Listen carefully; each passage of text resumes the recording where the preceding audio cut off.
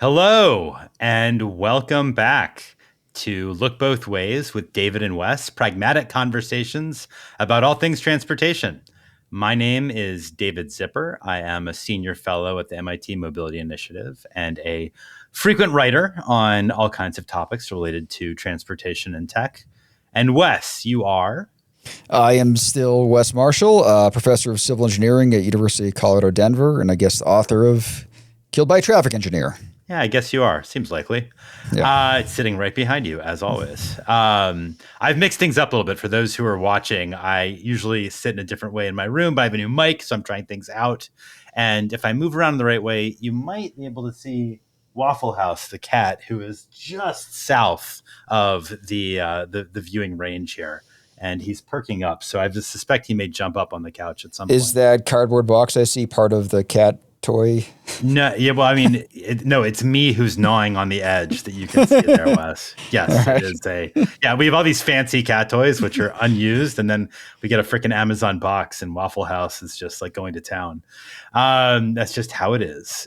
Same with kids, man. Like, you have all these fancy toys, and you give them like your keys when they're little. That's all they want to play with. Like, It's fair. All right, well, we always like to begin our episodes with a little bit of a transportationist related question, and I thought that we do a lot of car bashing in previous episodes, but you said you like cars, and I certainly can enjoy a nice car ride. So my question is, do you have a most memorable car drive that you've taken? yeah. So I guess it was what 2 summers ago when. So my son, he's 18 now, but when he was 16, we usually spend a couple weeks on Cape Cod every summer. He asked if we could drive instead of fly. So my wife and daughters flew.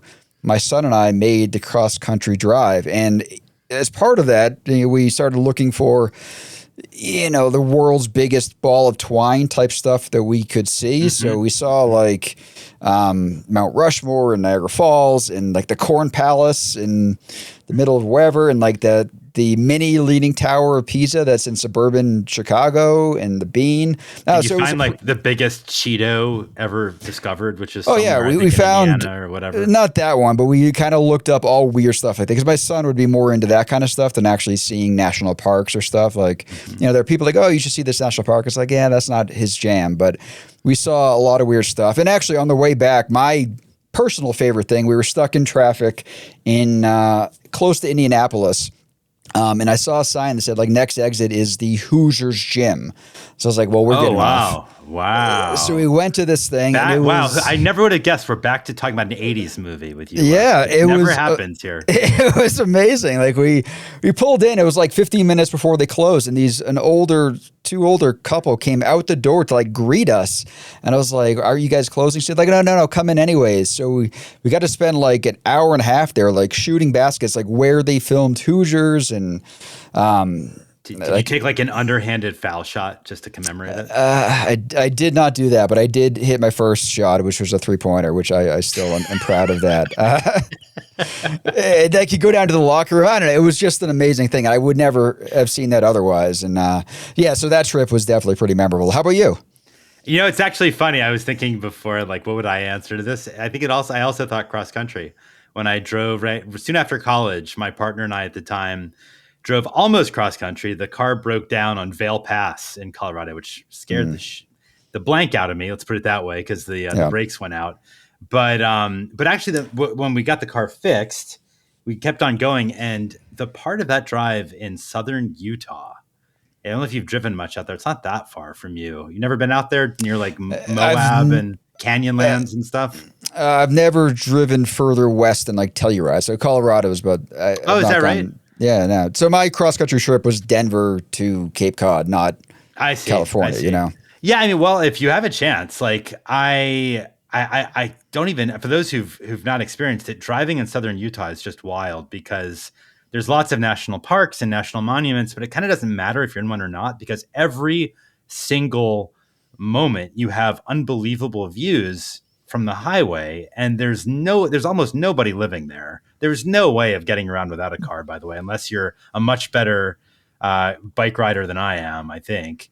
And I was just kind of in awe. It was, several hours of the most spectacular driving I've ever done. And I still think about it, 25 years later. So that would get my vote. Southern Utah, man. You got to check it out. You're way closer than I am. Yeah, that's true. And I have actually a second place that just came to mind too. Like back in college, it was, I think the day before Groundhog's Day. And I kind of threw it out there to my friends like, hey, let's drive to Punxsutawney, Pennsylvania.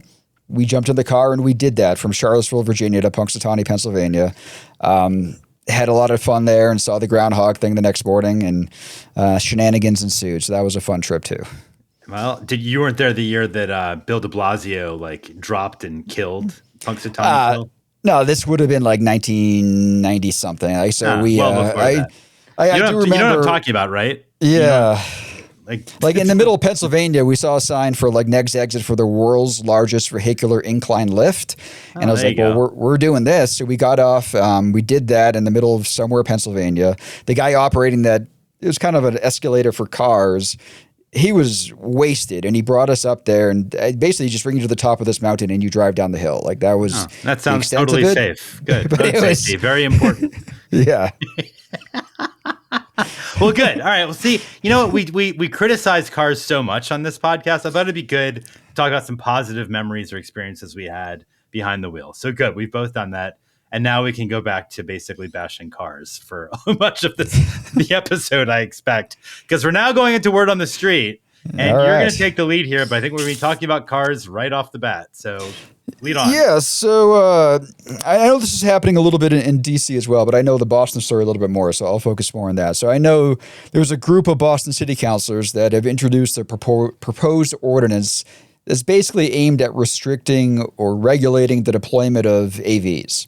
So it's kind of in response to Waymo coming out there to sort of test their devices like they're happening in Denver as well. So part of the provisions I've read about, they're going to require a human safety operator, which is not the right term I think I'd use for that. But the idea is there's supposed to be a real person in these cars whenever it's transporting passengers or goods, which they're going to launch this big study that's supposed to look at the potential effects of AVs on the economy, on employment, traffic, safety, so on and so forth, and come up with a new advisory board. So I think that study is supposed to be done by mid next year or something. And with this story, like some of the interesting things that came to mind is like who are the big proponents of the ordinance. So when you read about it, it's like the Uber and Lyft drivers are some of the biggest people saying that we need to restrict these.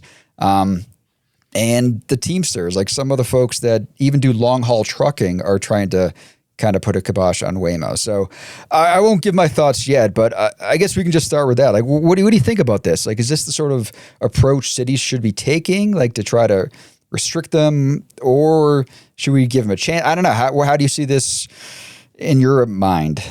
Well, I mean, the safety driver requirement is an interesting one because as a resident of Boston, I see zero downside to requiring that there be safety drivers in the front seat, the driver's seat of any autonomous vehicle. All that can do is make the experience of sharing a street with an autonomous vehicle safer. It's all upside if you're a Bostonian.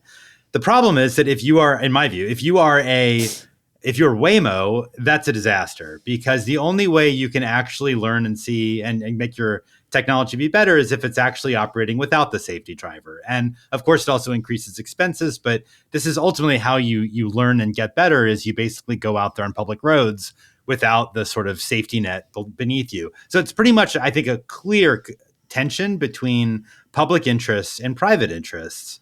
And, I here in DC where I live, a council member introduced a bill that would have allowed Waymo and other AVs to be deployed without a safety driver. And I remember when that happened, I posted on Blue Sky, I just said, I would love to hear just an explanation of why I, as a DC resident, am better off without a safety driver. Because I just don't think there's any answer whatsoever.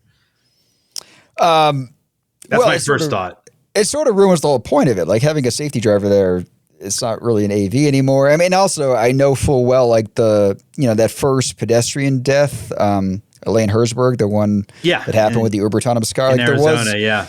Like there was a so-called safety driver in that, and she was watching the voice on her phone as the car ran over Elaine Herzberg.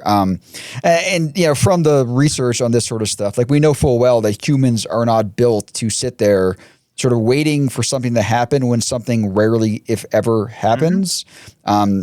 So I'm not even sure that safety driver would help. It would just kind of help it not create kind of those weird situations. Like you see that clip from LA the other day where the Waymo like drove through a situation with like 10 cops pulling their guns on a guy on the ground. Like Yeah, it just kept on going. Yeah. they just kept No, on going like nothing's happening. So it would kind of protect against that. But in terms of actual safety, it's hard to imagine there being a real difference on that front, at least. I don't know if I agree with you on that. I think of the other really like horrific AV instance is with Cruise in San Francisco a couple of years ago. You probably know about Yeah. when there was a pedestrian who landed was hit by a car and ended up beneath a Cruise vehicle. And if that it's sort of like an edge case freak thing, if it happened with you or And me it, or anybody behind the wheel, we would oh, have just yeah. halted. But the Cruise vehicle drove 20 feet, dragging this poor person beneath the wheels to the curb and really inflicted horrific injuries. That's an example where a safety driver could have actually done a lot of good. So I think that you could create safety standards or various rules for basically showing a performance level at which point you could potentially remove the safety driver, but just sort of blanketly permitting driving without one. I'm curious to hear the argument for why this is in the public interest beyond it just being in Waymo's interest. So, do you distinguish between Waymo and the other companies? Because I feel like Waymo is probably the only company I sort of trust to some Well, extent. that's a good point too. Yeah, well, Waymo's done a very good job with its PR, and it's created much more trust than other companies. And I think there's some justification there. I think they probably are taking safety more seriously, from all that I've seen, certainly than Tesla, Yeah. pretty Oh, obviously. yeah. That's not even in the And same Zoox ballpark. is not really as visible, but they seem like they're doing a pretty good job as far as I can tell, too, relatively speaking.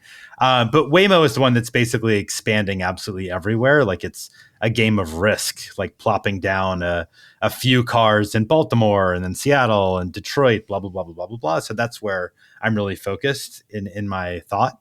Yeah. But let me actually get back to your original sort of intro, if I could, because Yeah. Yeah. I think, we're talking about safety drivers here, but there's a broader point you're making, which is that the argument against robotaxis in Boston is all based on labor. It sounds like, right? It sounds like it. It sounds like the exact argument that taxi drivers were making a dozen years ago when Uber and Lyft came to the forefront. It's like, oh no, we can't let this happen. Blah blah blah. Yeah, sort of like turnaround is not fun for anybody in that way. Look, like Do you yeah, remember that South Park episode where Timmy has the handicap that he drives around? Do you ever watch South Park? I not for a while, but I don't think I saw that episode. No, like so Timmy, he's the handicap boy, and he's got a wheelchair, and he starts giving people rides on it, and the taxi drivers, the Uber and Lyft, are all up in arms. They're like, "Hey, like he's taking away our jobs. Like we can't let this happen. We need to go talk to the mayor." Blah blah blah. And there's one other character is like, "Hey, I have an idea. Like, why don't you guys just make your cars cleaner and nicer and try to, better compete with handy cars' popularity in the marketplace by doing better for your customers?" And everyone's like, "No, no, no. Let's not do that. Let's just ban them." It's kind of a funny. Yeah, I mean, like, so I actually have some personal experience with this because I was Oh, in the Washington, D.C. mayor's office working there when Uber first came to D.C. And D.C. is one of the first cities Uber expanded to. So I had a front row seat to what was really a titanic battle with regulations. And it actually led to a book that was published called Disrupting D.C. I don't know if you read that one, Wes, by no. Princeton University Press. I wrote an essay sort of critiquing it where they basically say, oh, it was all terrible. Ride hail was uniformly awful for DC. It destroyed wealth and blah, blah, blah, blah. I'm exaggerating in some ways. There were a couple interesting arguments within the book that I'm not going to get into now, but the review I wrote, which was in Bloomberg City Lab a few years ago, was pretty critical, basically saying yeah, ride hail creates a lot of problems, and I've written about a lot of them. But let's be honest, the taxis in DC and a lot of other cities were awful. The Yeah. cars were terrible. The drivers were rude. They ripped you off. They were racist. They wouldn't pick up black people who were trying to get a ride. They wouldn't go to black neighborhoods. Like Uber and Lyft forced a really positive set of change by undermining a decrepit, sclerotic industry. So, like in a lot of ways, we don't talk about this very much. We should be grateful to ride hail for forcing taxi companies to get with it in the 2010s, I would argue. Maybe it's the Like case in Denver too. to use apps and that sort of stuff instead of having to dial 777. Totally. It was a better option. Yeah. Yeah. And they forced taxis to get better. Now there's other societal problems around ride hail, undermining transit and creating congestion. We all know about that, and it's really a problem. Yeah, and the vehicle miles traveled that comes from it. And Totally. you're going to have the same sort of problems with Waymo, but at the same time, it's probably going to force the hand of Uber and Lyft and taxis to either become cheaper or something, right? Maybe, I don't know. I feel like it was kind of a one-off situation where we really had this incumbent, almost captured industry, or the industry of taxis had like captured local government, at least in DC, and that's now gone thanks to ride hail. So I don't see ride hail as being as quite as bad as taxis circa 2008. But to me, this is the point I was trying to get to. Like my overarching feeling about the sort of the pushback against the pushback against robotaxis just based on labor is like, I don't know. To me, I'm not convinced that it's a terrible thing to disrupt driving jobs necessarily. Like inequality is a huge problem, but I do believe in creative disruption, yada, yada. The real reason to fight robotaxis, in my view, is it revolves around the ways in which they increase vehicle miles traveled and they lock cities in to a car-dominated future. And that was really the debate that San Francisco was having a couple of years ago with the coning, if you remember that, where protesters were putting cones on top of Waymos and freezing them in place. I wrote about that in the Atlantic. To me, that's the really big stakes here of what a ton of robotaxis would do to a city in terms of allowing it to be multimodal in the future. And I'd love to see more debate around that. It's just that I think that there's less of a sort of like an interest group pressure around that, I suppose, compared to organized labor or even unorganized labor in the case of ride hail. Well, it sounds like you're saying that there could be some guardrails. Like I know with our current, scooter deployment, the shared scooters, like there's a limit on the number that they could have, and so what certain percentage of them have to be bikes versus scooters. Like you could do the same thing with Waymo and limit the number that comes to the city. You could only in very few cities, Wes. Because why? Well, because it's regulated at the state level, not the city level. Try to do that in Austin, Texas. No way, no how. TxDOT will never let Austin do that. And Austin knows it. I mean, so Boston can, do the human safety operator, all that kind of stuff, but they couldn't say. Boston can do that because Boston is or Massachusetts is one of the a handful of states, and you can. I'm sorry not to wonk out on this, but like I've gone deep into it. Like right. You can count the states on your fingers where cities actually can regulate ride hail themselves. Illinois, Washington State, New York, DC, if you count it as a state. I think Oregon is one as well, but think about California. San Francisco has had all kinds of issues with ride hail because it's regulated by CPUC, not by the cities themselves. And that's the case for Waymo as well. The cities are trying to find ways of regulating ride hail in places like California because the states preempted them.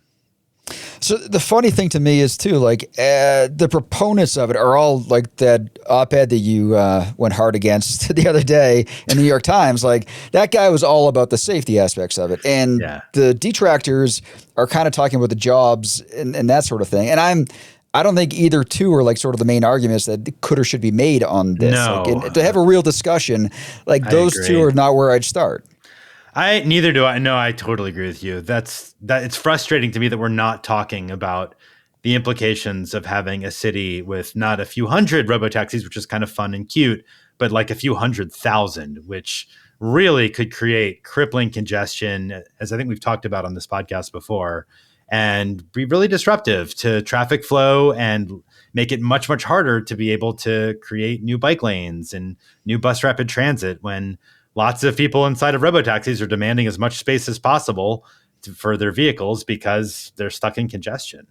And And yeah, and just as a quick aside for those who wondering what Wes was referring to, I got into a bit of a back and forth. There was a New York Times op-ed a few days ago by a neurosurgeon and venture capitalist who basically was saying it's a public health emergency that we throw open the barn door and welcome as many Waymos as possible. And he concluded this after spending, in his words, weeks poring over Waymo's self-reported and unvalidated safety data. And I've had a back and forth with him on LinkedIn where I was like, did you consult any of the unaffiliated robotics and transportation experts who have deep expertise in autonomous vehicle data? Because they don't actually believe in your conclusion at all. And he didn't really have a good response to that. I loved what he did there. He's like, oh, good questions. But then he didn't answer your questions. No, he didn't. It was, I mean, God, I will say this, like, Waymo has incredible PR. Wow. They really have convinced everyone that their self-reported data is totally trustworthy and that they are the future of road safety. And never mind automatic speed cameras, never mind speed governors, never mind bike lanes. We just need to hold on and wait however long it takes for robotaxis to be everywhere. All right. I think this might be time for some roundabout, huh?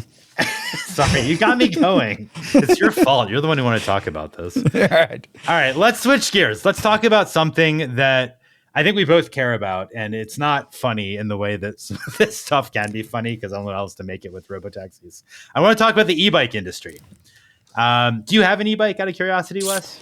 I do, yeah. I got one a couple months ago. I had one before. Actually, when I first got one after coming back from Australia, 2017, because there I lived on the other side of like a gigantic hill. And I literally could not ride up it. And then in 2017, it was rare to see an e-bike in the U.S., but over there, people were just passing me like nothing on their e-bikes up this hill. So my thinking at the time was, when I come back, I'll get one. So I first got one back then. I just got a new one a couple of months ago. What kind did you get?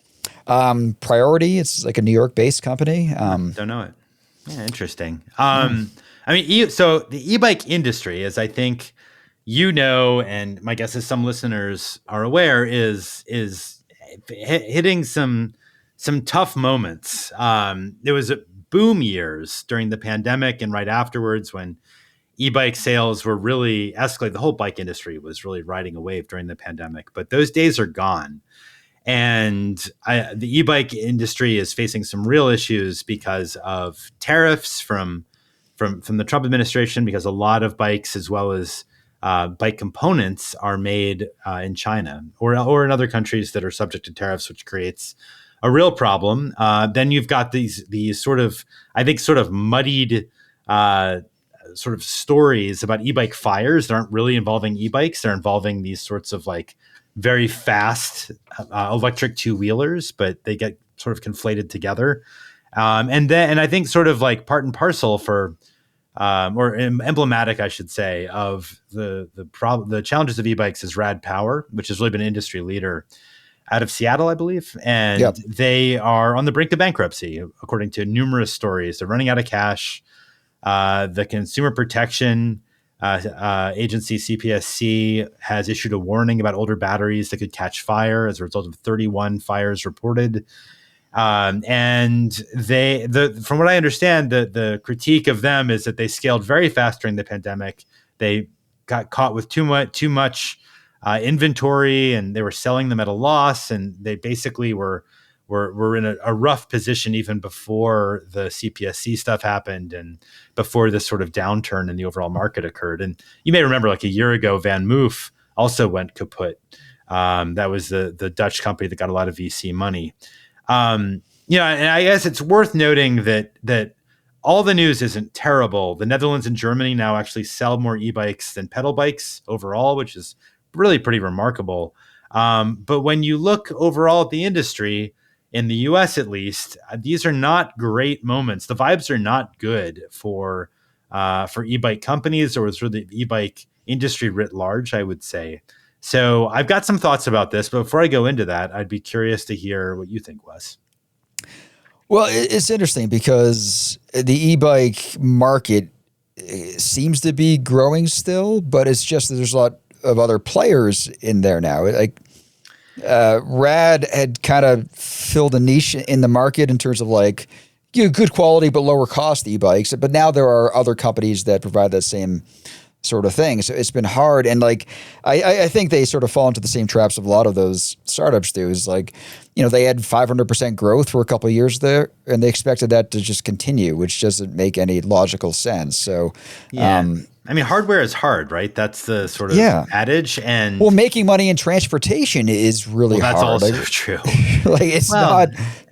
yeah, I Go mean, ahead. I think it's notable that Van Moof and Rad Power both got a lot of VC money, which is predicated on growth. So they're going to spend a lot of their money quickly because that's why investors give you the money to spend it so you can grow and dominate your market. And my hope and frankly my expectation is that some of the smaller players that have been maybe a bit more, dare I say it, responsible in their growth plans may end up having a better outcome. But I also think it's as I think it's sad to see what's happening with Rad Power. No, I don't want to see them go away. I'm sure you don't either. But it's also worth taking a step back. And I think you're right. Like e-bikes writ large, as best I can tell, they are still growing. The sales are growing in the U.S. People are still riding for sure. And in some ways, bankruptcies can be a sign of maturity in an industry. I was looking just before the recording like 100 years ago. Do you want to guess, Wes, in the 1910s, how many car companies there were in the early days of the auto industry, like circa 1915? Guess. I read some books on the history of the car industry recently. And All it right, was well, then like you should it get was this like right. No excuse. it was like over 1,000. It was a lot, or whatever the number is. I don't know exactly, but Yeah. there was a lot. More than you would think is the answer. Yeah, it's a couple thousand is the best Okay. estimate that historians have. And obviously, most of those, the vast majority, went out of business. There was only one Ford. Right? Right. And I think that there's no reason to expect the e-bike industry to be that different. There's going to be consolidation inevitably, and I think if Rad Power does go bust in the next few weeks, as a lot of people are predicting, I think I would suggest caution in any sort of overreacting hot takes, being like, "Oh my God, the year of the e-bike is over." It's not. I don't think it is. Oh yeah, no, I agree on that front wholeheartedly. At one point, I think their company was valued at like $1.5 billion, and like that seems high. I don't know. Well, now it does. Well, I don't know. I also think back to like Uber and Lyft. Like these are companies that, they really weren't turning a profit for, ever. And it still made their founders like hundreds and millions of dollars. Like, I don't know. It just seems weird. And maybe this is old school thinking by me, is that you can start a company that just doesn't make money and you make hundreds of millions of dollars. Then you get out before the company ever makes money and you still have I don't know. It's just, it seems like Rad wasn't quite to that extent, but they grew too much too quickly with that sort of same mentality. And it's different when it's a hardware thing. I mean, because the advantage of Uber and Lyft, they don't actually have to own anything other than an app. Exactly. VC money into hardware is tough. It's tough. I've done VC work myself. It's really hard. Yeah. It's really hard. I will say one other interesting anecdote from this year that I think is encouraging about the future of e-bikes. You may have seen that Rivian spun out its own micromobility branch called Also. Did you see that? No, I didn't see that. Yeah, it's interesting. It was announced in March. New first vehicle is a $4,500 sort of luxury e-bike, which is, I believe, going on sale in the next month or two. And obviously that's out of the price point of a lot of people, but it is interesting that a car company is seeing potential in micromobility in that way. I think that makes a lot of sense. Partly because cars are just getting so freaking expensive. The average car is now over $50,000, a new car in the US. And that creates, in the long term, I think, an opportunity for people to say, you know what, maybe I should look at micromobility, whether it's an e-bike or an e-cargo bike or even a golf cart in lieu of my second or third automobile. So I am medium term bullish on e-bikes, and I remain so for sure. But I think the next little while is going to be quite rocky.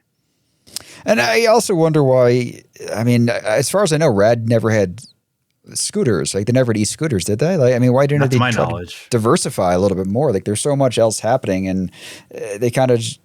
I mean, maybe they stuck to their guns where they thought they were strongest, but I was surprised they never got around to doing that sort of thing. Yeah, not to my knowledge. But let's put a bookmark in this one. I almost All had a right. kickstand, which made no sense, but I wanted to make it relevant. And go over to you. All right, so my roundabout is returning to our topic from last time, which is access, or access versus mobility or accessibility. And my point back then was that it felt to me as like we could use a new term. Like accessibility works, but it kind of works for the wonks and the researchers. Like they all sort of know what it means, but in the grander scheme of things, I feel like one of the reasons we haven't been able to make much traction in like the sort of thinking that we should be designing transportation based on accessibility as opposed to mobility never has taken hold because of some of those limitations. With that, I asked our listeners to give me their thoughts as to what that new word could be. And this is one we got a lot of emails about. So I will go through a couple of what I see here. I mean, we got one guy, Dave, he was from Australia. He actually likes using the term accessibility. And he pointed out to some of the research. I don't know if it was he or some of his people he knows did in Australia. But then he Googled access and accessibility, and he feels like we were right, that we do need to rethink this. Let's see. The second one I looked at was a guy named Joe who likes to listen to us while he goes for long runs in the dark. And he... It's a little macabre, isn't it? Go on. Yes. He actually pointed out some stuff from the world of ecology, how they use gravity models, and asked if I was familiar with that. I was not. So I looked it up, and it basically sent me down a long rabbit hole of these gravity models they use in ecology, which are actually pretty similar to what we do in transportation planning. I won't pull you down that rabbit hole with me, but he never really gave me a term there. But when I started seeing the words that we could use instead. Let's see. There was Matt. He liked the word agency, and he also liked the word freedom. Like, do I have the freedom to choose my mode of travel? Do I have the freedom to choose my location? Freedom to choose my destination? Yeah, I like freedom too. Kelsey liked reachability because it focuses on, I think, the concept that we think matters most, be able to reach the destinations. Colin likes the word convenience, which he says you mentioned in passing when we were brainstorming last time, and he globbed onto that. And he says this the word he uses with his friends when describing what it's like when he goes over to Europe and is doing grocery shopping, just sort of how convenient it is. But the word I got a few times in here was either connected or connectedness. So Andrew said connectedness. He says, I know it's a bit awkward, but maybe awkward is good because you can highlight sort of the technical meaning of it. And then Alexander also liked the word connect or connectedness. And he talks about how we often use that in like the long range plans that we have, like the Connect Denver 2050 plan or something. And actually Denver's is called the Denver Moves plan, but I know Cheyenne, Wyoming, like theirs is Connect Wyoming or Connect Cheyenne 2050. And that one was one that I thought made sense too, because I don't know, let me hear your thoughts first before I get into what I think of the options here. No, I think, I don't know. I think a lot of them, I mean, I like agency. I think that can make sense. I think all of them could, I don't know. I think they could all potentially work. I guess my concern is like all of them also have, I guess, to state the obvious, they all have other meanings. Like, yeah, this is the same problem with the word access and accessibility. Yeah. So I mean, they all have good thoughts behind them. The real problem to me is finding something that isn't sort of quote unquote claimed by those who have another implicit definition. Yeah, so I will say after our last podcast, I actually took the train home that night, and on the train I was reading one of the signs for RTD, that's our train agency, and it said something, I wrote it down, it says, we make lives better through connections. We take people to the places they need to go and want to go. We're connecting people to their professions and life experiences with flexible transit, blah, blah, blah. That's where I said, connections might be a good term. Like that's what we're trying to provide is connections. At the same time, you're right. It is something that has a connection is literally a transfer. That's what people see it, I think. What's a connection? You mean like getting from here to there or switching at this point to get off this bus and take another. Yeah, so maybe Andrew was right that connectedness or something kind of weird Maybe. like that might work better because it doesn't have a kind of existing meaning. It's not a word we use, but it's connected to words that we use. I don't know. I don't know. I think I don't have the answer for this, but I think that the more people who understand why speed alone is not the answer for what our entire transportation network should be pursuing, the better off we're going to be. So I hope people continue to debate it. Frankly, I just want to get more people recognizing that speed alone is not what we should be pursuing. Yeah, and big picture, I mean, the point of transportation and how we measure success in transportation projects should be judging our ability to connect people to destinations. Like that is the crux of Mm-hmm. it. So, and that's something that I hit on in my research. A lot of other people do as well, Mm-hmm. but we just need a better wording. And to be honest, that is one thing that makes such a big difference in like you see this in politics all the time. Like just the way that people can revise the wording on something changes people's mentality of it all the time. And this is one that it feels like is ripe for that. Yeah, I need to find a good linguist. It's like what's that guy George Lakoff who wrote "Don't Think of an Elephant"? Remember that one? I don't know that one. No. It's a perfect title, but it's basically about how wording, and psychology, the psychology of wording, changes how you think about politics. Like a good example is the death tax, which is really the estate tax, but Yeah. Republicans made it sound like the death tax because then it's no longer about the rich; it's about taxing people who when they Who? die, and we all Yeah. die, which feels unfair. So anyway, Well, it's it's the same thing you hear. I mean, people aren't using the term road diet like they used to because they're like, oh, everybody hates diets. Like, why do we try to promote something that we know everybody hates? So they use like right sizing Rhoda streets or, yeah, road Ozempic or street reallocation or whatever it might be. Same with like bike boulevards. A lot of places will call it a neighborhood greenway instead of a bike boulevard because, yeah. yeah, a lot of people might not want a bike boulevard on the street they live on, but a neighborhood greenway, even though it could be the exact same thing, it just feels like more inclusive of everybody. Yeah, I mean, this is something that Jarrett Walker, who really loves wording, talks about a lot. He says we shouldn't be talking about congestion pricing, we should be talking about decongestion pricing. And he Yeah. might be right, but I just think about like having a cold when I think of decongestion. So maybe that's my own imaginative limits, but You're um, like, how do we Jarrett's a solve friend. traffic No, congestion? no, no, no Mucinex. insult intended, but maybe that's my own problem. All right, should we take a question from our listeners with mailbag? Yes, let's do that. All right, Matt asked a good question and he said that he would be curious to hear how we think about motorcycles. How do motorcycles fit into the broader conversation about sustainable transportation, street design, and mode shift? And he sort of acknowledges that they could be dangerous, but they also take up relatively less space. Pros and cons, they contain multitudes. What do you think? Yeah, there's definitely pros and cons. Like, yes, they don't take up much space, but like they're so dangerous. And if you look at the data, like they're dangerous to the point where It's absurd. It's crazy. it's crazy. But whenever somebody dies on it, it's like, well, what do they expect? They were on a motorcycle. Like that's the kind of reaction you get from even professionals, like traffic engineers. I know, like that's the kind of thinking. It's like what can we do? Like this person's on a motorcycle, like something like that that's going 70 miles per hour. It's like it is what it is. So it's hard to combat against that sort of thinking.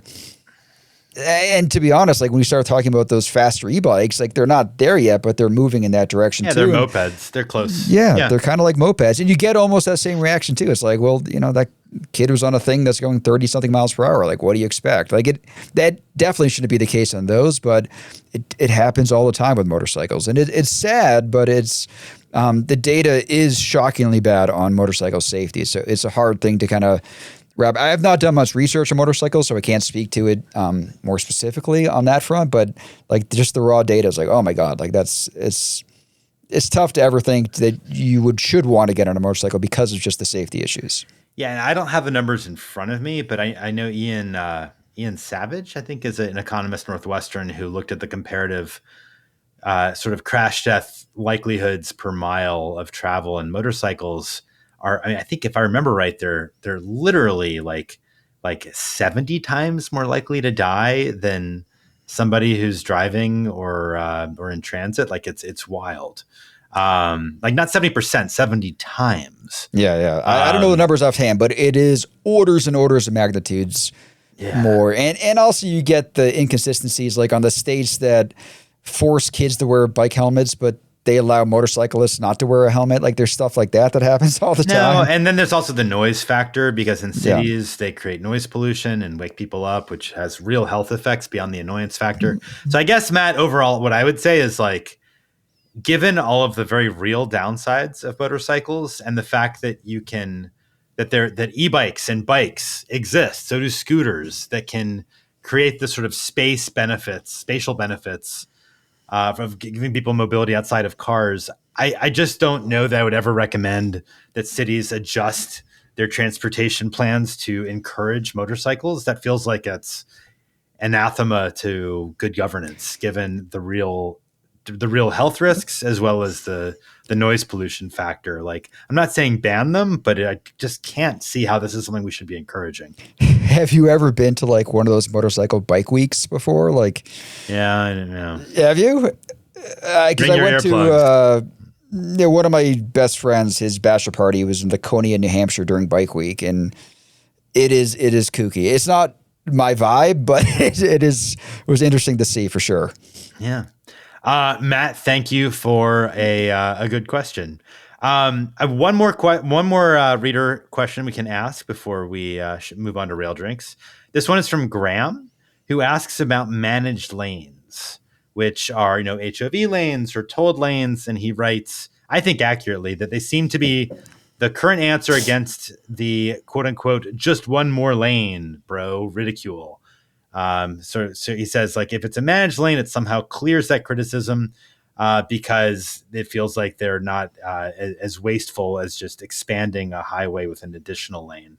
But he says, I think that these additional lanes that are managed with tolls aren't utilized as much as with general traffic lanes. They take up room. They take up room. They can be better used for a bus lane or perhaps not expanded at all. What do you guys think? Is what he asks. So what do you think about managed lanes, Wes?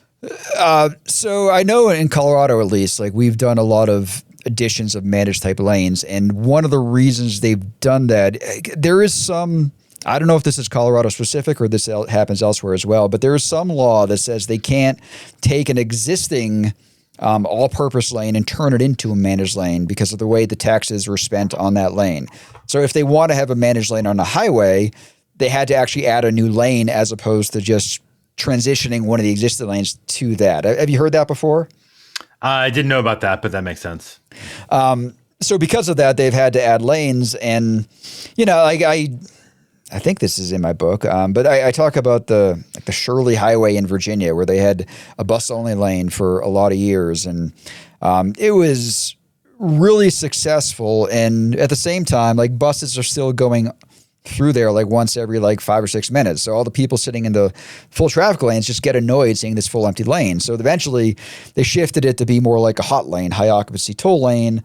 And it took away the advantages the bus had, and the buses became non-competitive and kind of disappeared. So I think that, this listener has some good points that maybe they could or should be used differently, but could use them more like for BRT type things. At the same time, as is, they do a lot of good. Like even if you look at the research, even low-income people appreciate the ability to be able to pay for to get through traffic when they need to.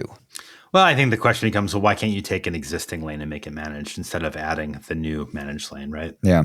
That's the argument. I mean, I'm assuming there's not the sort of legal requirements that you're talking about. I actually don't know what I think about this one, to tell you the truth. I've heard people who I think very highly of say, I'd actually like to learn more about it so I can have more of my own opinion on it. But people say any kind of highway expansion is bad. I don't care if it's tolled or not. I've heard people say, look, if you just create the managed lane, you'll have to expand it again. You've inoculated the highway from any future expansion because you can just increase the expense of the managed lane. And I actually I see both sides. I don't know what I believe, to tell you the honest truth. I don't know. What about HOV lanes then? Not even the toll ones. Do you see any differences between tolled versus non-tolled? Like just having to promote more people in the vehicles? I don't know. I haven't looked at the numbers. Do the HOV lanes actually end up moving more people? Well, I know this actually came up in my class a couple weeks ago. We talked about slugging. Have you heard of slugging? Do you Yeah, know we what I'm have talking that. about here? Well, we've had that historically in DC and DC, I know 95 a DC is lot. one of Northern the Virginia, yeah. yeah. So it's kind of a off the books type system where people are trying to find riders to come with them in their car so they can ride in the HOV lane. Yeah, but the pandemic kind of killed that. It's not happening anymore. I heard it was back, as at least what the discussion came up in class. Really? Like it's probably not as popular as before. I don't know. There used to be a guy at TRB conference that was super into slugging and was selling it as like the future of transportation, but I've not seen him in many a year. Mr. Slug. He had a slugging T-shirt. He had all this sort of stuff. That was No. It's. I think actually Northern Virginia is like the national hub of it, but I don't hear anything about it, and I live in DC. I hear about it in DC and San Francisco are the two main places I hear about it. But a lot of those places have transitioned to the HOT lane where they, you can just pay a toll instead of having those people. Yeah. No, Graham, it's an interesting question, and I frankly may want to bring it up again at some point because it's something I'd like to look into more in the coming months, and I may have a better answer or a stronger opinion at that point than I do now. But for the moment, do you have a last thought, Wes? No, it just relates to so much. Like we talked, was it last week at the time before, and we're a bigger discussion on transportation financing and coming up with money for this sort of stuff. So that's another important point. This is part of that, and it goes into congestion pricing. And somebody in our chat says traffic reduction pricing was one of the phrases that you have here for a word for that. Yeah, I could see that. I'm sorry, but I just sort of cringe when I hear decongestion pricing, which a few urbanists do talk about. I just want to sneeze. Anyway, we should move on to rail drinks. Okay. We are always, as usual, recording this at around 7 p.m. Eastern, so it's time for a happy hour drink. What are you imbibing, Wes? So this one is it's because of a friend of mine. He actually passed away a year ago tomorrow. He had brain cancer, and he had it for about 5 years, which was much, much longer than anyone thought you could have the glioblastoma for. So his family last summer went to Scotland, and they brought me back this Talisker from the Isle of Skye Scotch whiskey. It's the kind of thing that Matt and I would drink from time to time. So they brought this back to me in honor of their trip there for him. So this is in Matt's honor. Wow. That's really hard to follow. Because what I have, I'll try it anyway, but that's moving, and I hope you enjoy the Talisker. It's a good scotch. I was recently in Portugal as part of my European trip, and I think I mentioned that one of the dangers of this podcast is now I'm like accumulating interesting alcohols from my travels when I go abroad. And I got really into white port when I was in Porto. Have you ever had that? It's this is Anderson white port. It's a good kind. It looks like scotch, but it's not. It's a bit sweeter. You have it colder than with traditional darker port. I don't know what it's called, red port. I can't remember what it's called. But I tried this from a really nice guy, Paolo, I believe his name was, in Porto, who was introducing me to it. And that's a 20 years. So this is good stuff. And I really like it. So I'm not going to lie. I'm pretty excited to be drinking this. I just opened it before the podcast. So cheers. All right. Cheers. And with that, our latest episode 11, draws to a close. We have something a little bit fun for the next one on December 15th at 6:00 Eastern. We're going to record our last episode of the year.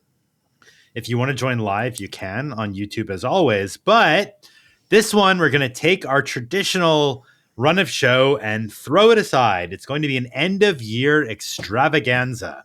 If you want to hear Wes and me talk about our favorite mobility policies of the year, the favorite thing we read, some of the things or questions we'll be looking at in 2026, this is the episode to join us for. We would love to have you live or join us afterwards, listen to the podcast or watch it on YouTube after it's recorded. But it will be, again, on December 15th at 6:00 Eastern. If you want to get in touch with us, send us a question, give us any kinds of feedback. We always welcome that. Lookbothwayspod@gmail.com. And you can also contact me through my website, davidzipper.com. I'm not even going to ask Wes what his contact info is because he's made clear he doesn't want anyone contacting him. And Wes, do you have any final words of wisdom or advice? No, see you next time. Looking forward to it. All right. Until next time, everybody. Bye-bye.